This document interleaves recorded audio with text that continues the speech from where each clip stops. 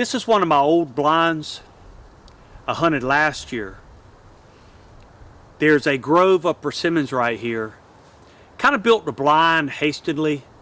What I was looking for is good background cover behind me, and these oak trees behind this blind kind of give me that. But the persimmon trees is in a privet thicket, and they're a little bit too far to my right, which most of the deer would congregate a little bit too far to the right. Now I had deer out of this blind at 7 steps, and there's a trail to the west of this blind where they come by me several times at 4 yards.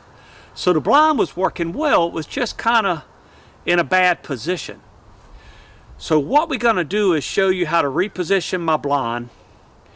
We cleared some of the privet to allow more shooting opportunities and also open up the ground where the deer could pick up the persimmons a little bit easier. And we're also going to lime and fertilize these trees so they produce better. Of course, they produced great last year, but we want to make sure, you know, nature's kind of fickle. One year trees produced and next year they may not, but we're going to guarantee we got persimmons here. Be a nice little trick, especially for a primitive hunter or, you know, somebody hunting with any weapon. This will work. Open up, allow sunlight, lime, fertilize our trees. Let me show you what we've done. You know, if you rely on nature completely, it can be hit and miss. And what we did was increase our odds of these trees producing fruit. I did a video about 3 years ago on hunting with the primitive bow and arrow and hunting small areas like this. I'm just showing you how to enhance those areas. Okay, you see my blind back here behind me. It was really off to the side because most of these persimmons were in the thicket. I had no shot opportunities, so in haste, that is where I built the blind. I seen a lot of deer out of it, but a lot of deer I couldn't shoot. So now you see why we've opened up all this to the right, and we're going to reposition the blind, and we're going to reposition the blind with the northwest wind. So when I come out of the big open, I'll have the northwest wind in my face where the deer's coming from, and I'll have a lot more shot opportunity with the open space. This area was so thick, there was no way to shoot a deer standing right here, and I'm within 12 yards of my blind. So this year we come in here for several reasons, and we thin these trees. We cut these trees back. These are privet and sweet gums and stuff that were competing with the persimmon trees for nutrients. So not only did I open it up to get a better shot, to give me more shot opportunity, now I'm giving the persimmon trees all the nutrients. They don't have to compete. Everything that we put down, fertilizer and lime, is going to go to help these trees produce fruit.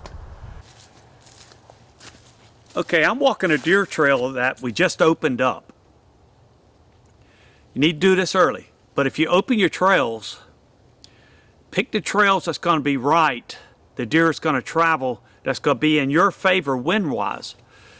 If there's a trail behind your blind, you can actually clog it up, you know, pile stuff up and block it so the deer won't, you know, they won't want to travel that way. So you can kind of loosely control the way the deer travel by clearing the good trails and clogging the bad ones.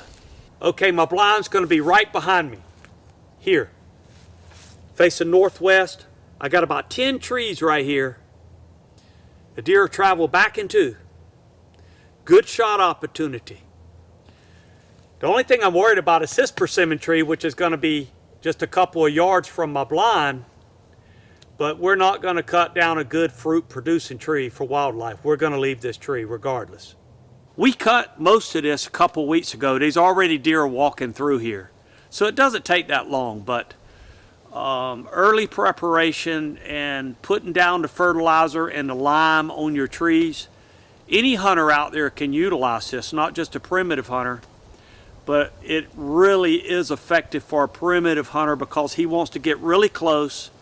You got to really position yourself just right, and that's what we're doing today. Okay, you need to give yourself plenty of time. If you're going to fertilize and lime your trees, I would say by the end of February to 1st of March would be the latest, because you want to give yourself about 6 months for the lime and fertilizer to penetrate the soil and neutralize. And any later than March, it probably won't be a benefit to you. Okay, this technique worked very well for primitive hunters wanting to get really close, but any hunter can utilize this, you know, cutting back the trees to eliminate the competition.